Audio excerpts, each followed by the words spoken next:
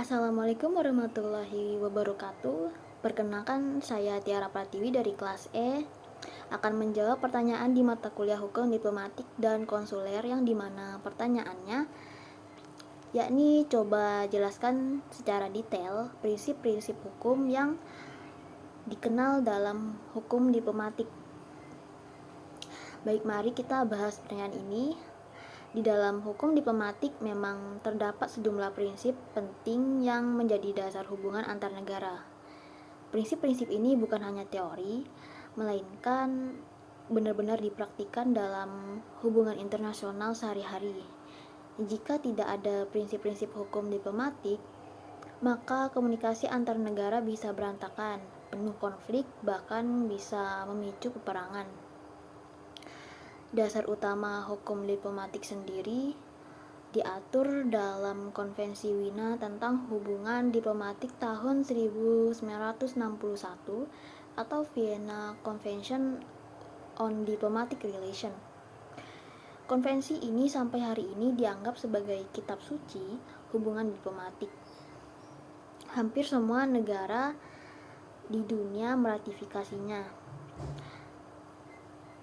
Sekarang bahas prinsip-prinsip hukumnya secara lebih detail dan panjang. Nah, ada prinsip yang pertama, yaitu prinsip persamaan kedaulatan negara atau dikenal sebagai sovereign equality of states.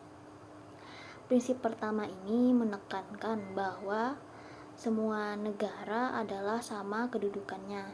Tidak ada negara yang lebih tinggi atau lebih rendah secara hukum. Meskipun secara nyata mungkin berbeda dalam hal kekuatan militer, luas wilayah, atau ekonomi. Contohnya, duta besar dari negara kecil Afrika memiliki hak dan kehormatan yang sama dengan duta besar dari negara adidaya seperti Amerika Serikat atau Rusia. Saat hadir di forum diplomatik, keduanya duduk sejajar, menggunakan hak bicara yang sama, dan mendapat perlindungan yang sama. Prinsip ini penting agar diplomasi tidak berubah menjadi ajang siapa yang kuat dia yang menang, melainkan benar-benar forum komunikasi yang adil. Yang kedua, ada prinsip non-intervensi. Prinsip kedua ini adalah larangan campur tangan urusan dalam negeri negara lain, yakni diplomat tidak boleh menghasut, mendukung oposisi politik, atau ikut mengatur kebijakan dalam negeri negara penerima. Jadi tugas mereka itu adalah menjaga hubungan baik, bukan mengendalikan negara lain. Contohnya, pernah ada kasus beberapa diplomat asing diusir dari negara penerima karena dianggap terlibat mendukung demonstrasi atau menyebarkan propaganda. Nah, itu melanggar prinsip non-intervensi. Jadi jelas, hubungan diplomatik dibangun atas dasar saling menghormati kedaulatan, bukan saling mencampuri. Yang ketiga, ada prinsip imunitas diplomatik atau diplomatic immunity. Ini adalah prinsip yang paling terkenal dalam hukum diplomatik. Jadi diplomat memiliki perlindungan khusus agar bisa menjalankan tugasnya tanpa tekanan atau rasa takut. Nah, ada beberapa bentuk imunitas. Yang pertama ada imunitas pribadi, yakni diplomat tidak boleh ditangkap atau ditahan oleh aparat negara penerima. Yang kedua ada imunitas hukum, yakni diplomat kebal dari yurisdiksi pidana, perdata, maupun administrasi negara penerima. Yang ketiga ada imunitas pajak dan bea cukai, yakni barang-barang diplomatik tidak dikenai pajak atau diperiksa secara sewenang-wenangnya. Namun penting dipahami bahwa imunitas bukan berarti bebas melakukan kejahatan. Jika seorang diplomat menyalahgunakan imunitasnya, negara penerima bisa meminta negara pengirim untuk menariknya kembali. Contohnya, ada kasus di mana seorang diplomat melakukan pelanggaran lalu lintas serius, tetapi tidak bisa dipenjara karena imunitas diplomatik.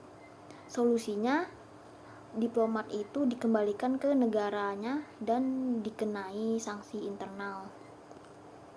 Yang keempat ada prinsip inviolability, yakni tidak dapat diganggu gugat. Nah, prinsip ini melindungi banyak aspek. Yang pertama ada pribadi diplomat tidak boleh diserang atau diancam. Yang kedua, gedung kedutaan tidak boleh dimasuki tanpa izin, bahkan oleh polisi atau militer negara penerima. Yang ketiga, ada arsip dan dokumen diplomatik harus dijaga kerahasiaannya. Nah, yang keempat ada paket diplomatik atau diplomatic bag tidak boleh dibuka atau diperiksa meskipun ada kecurigaan. Yang kelima ada prinsip fungsi diplomatik.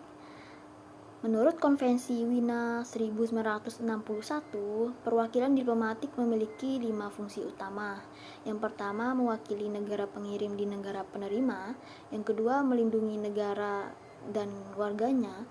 Yang ketiga, melakukan negosiasi dan perundingan.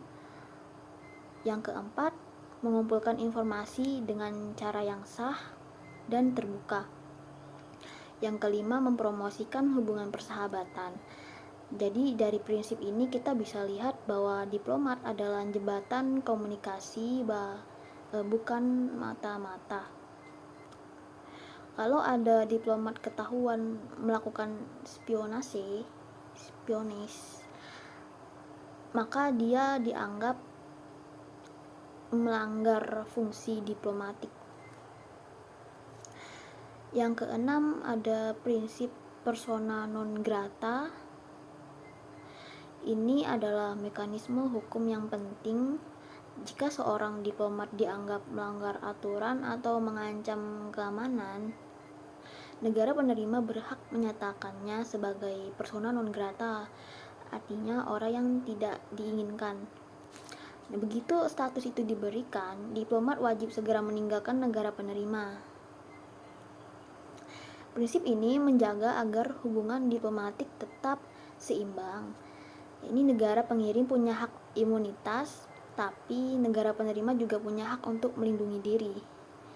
Yang ketujuh ada prinsip persetujuan timbal balik, yaitu mutual consent. Nah, ini hubungan diplomatik tidak bisa dipaksakan. Kedua negara harus sama-sama setuju untuk membuka hubungan diplomatik. Misal contohnya, jika satu negara ingin membuka kedutaan di negara lain, maka harus mendapat agreement atau persetujuan dari negara penerima terlebih dahulu. Begitu pula saat menunjuk seorang duta besar, negara penerima berhak menolak jika tidak setuju.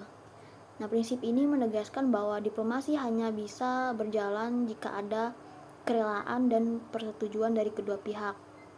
Jadi kesimpulannya, prinsip-prinsip hukum diplomatik yang dikenal dan berlaku hingga saat ini mencakup yang pertama persamaan kedaulatan negara, yang kedua non-intervensi, yang ketiga imunitas diplomatik, yang keempat inviolability, yang kelima fungsi diplomatik, yang keenam persona non grata, yang ketujuh persetujuan timbal balik.